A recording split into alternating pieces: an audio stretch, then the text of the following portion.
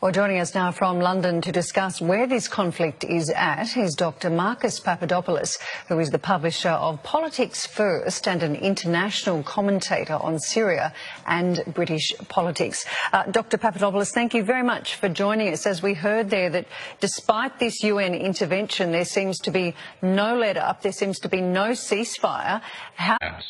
Now, since 2012, the people of East Ghouta have lived under the occupation of Al-Qaeda affiliates, and they have been suffering tremendously every single day for the last 6 years. The massacres that the terrorists in East Ghouta have been inflicting on the civilian population is so horrendous that I really shouldn't talk about it on live television. And also as well, I find it quite rich that Western mainstream media is now talking about the suffering of the people in East Ghouta. Well, where was Western mainstream media in the last 6 years when the inhabitants of that region have been suffering so terribly at the hands of terrorists who are being backed by the Americans and the British? And let us not forget as well, on a daily basis for the last 6 years, the terrorists in East Ghouta have been mortaring and have been firing rockets into Damascus.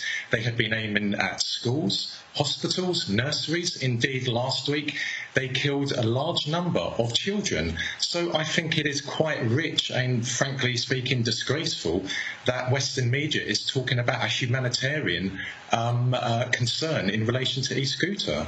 But would it not be naive to say that Syria's treatment of its civilians is equally as bad? I mean, we've only seen in this attack yesterday the use of chemical weapons, chlorine gas. You are relying on the white helmets, and no proper legitimate court of law in the world would rely on the white helmets. Why? Because the white helmets are a propaganda weapon. They are a propaganda weapon of the terrorists, and they are the brainchild of the British government. And at the same time, even worse than being a propaganda tool, the white helmets are actually Islamist terrorist fighters themselves. We have independent witnesses. We have independent footage of white helmet individuals standing over the bodies of dead Syrian soldiers, of them firing AK-47s, of them firing RPGs. You must not rely on the white helmets. The white helmets are a propaganda tool, and they are terrorists themselves. You have recently tweeted that, and I think you touched on that a little earlier, that the terrorists occupying East Ghouta are the same people, ideologically speaking, who carried out the London, Manchester, Madrid, Paris and Bali bombings. They are murderers who are being backed by the US and the UK for geostrategic reasons. Can you expand on that for us? Absolutely. For many decades now, the Americans and the British have had a very close relationship with radical Islam.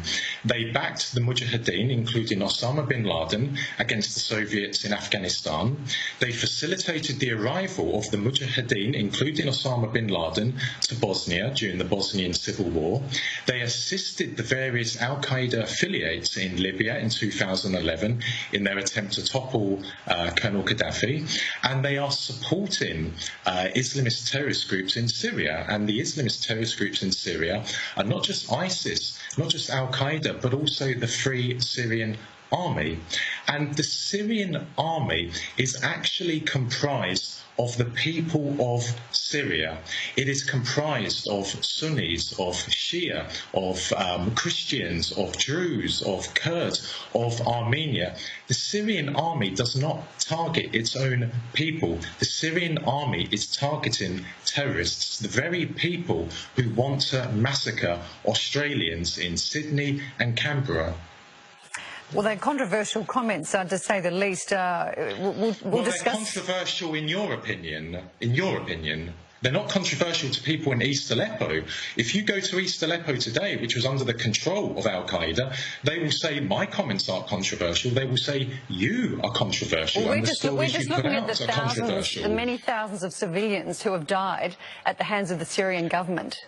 Whose sources are you relying on when you say the many thousands of people who have died? The White Helmet, I've already explained to you, the White Helmet are not a genuine humanitarian organisation. They are a propaganda weapon. They are Islamist terrorist fighters themselves.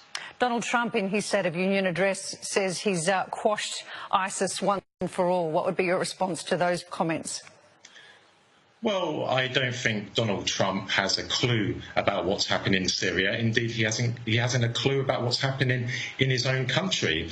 The reason why ISIS is on the verge of a total defeat in Syria is because of the combined military operations of the Syrian military, the Russian military and the Iranian military. And quite frankly speaking, the world should be grateful for what Syrian soldiers are doing every single day of the week. They are sacrificing their lives to defeat the scourge, the evil that is Islamist terrorism. Every single step the Syrian army advances in Syria makes the streets of Sydney, of London, of Washington and Paris safer. So will they support a ceasefire? Will they take part in the ceasefire? Who would support a ceasefire? The Syrian army, will they take part in the ceasefire? Will they abide by the UN commands?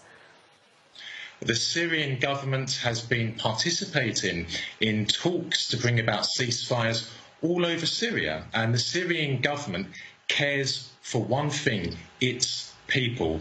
And if it can facilitate a ceasefire somewhere in Syria, whereby the terrorists move to, for example, Idlib, then the Syrian government will do that, which I think is quite remarkable. But please, let me remind you, the people the Syrian army is fighting in East Ghouta are Al-Qaeda affiliates, the same people, ideologically speaking, who massacred Australians in cold blood in Bali. All right, Dr. Marcus Papadopoulos, we do appreciate you joining us this evening. Thank you very much for your time. Thank you.